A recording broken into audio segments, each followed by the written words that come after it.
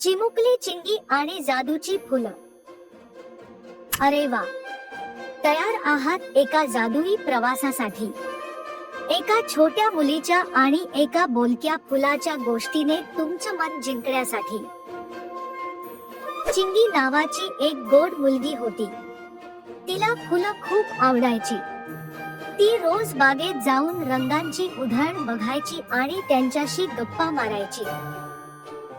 एक दिवस तिला एक सोनेरी चमकणारं फूल दिसलं. तिने ते केसात माळलं आणि काय आश्चर्य, ते फुल बोलायला लागलं. चिंगी, मी जादूचं फुल आहे. तू चांगलं काम करशील तर आनंद जगात पसरेल, फुल म्हणाली. चिंगी खूप खुश झाली.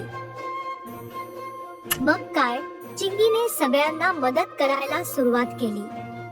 आजीला पाणी दिलं, आईला कामात मदत केली, मित्रांना शिकवलं. प्रत्येक चांगल्या कामासोबत फुलं चमकायचं आणि गावात आनंद पसरवायचं. चिंगी सगळ्यांची लाडकी बनली. आता तुमची पाळी. तुम्हाला ही गोष्ट आवडली का? लाईक करा, कमेंट मध्ये सांगा तुम्हाला कोणतं फूल आवडतं आणि ही गोष्ट तुमच्या मित्रांना शेअर करा. चला, आपण सगळे मिळून जगात आनंद पसरवूया.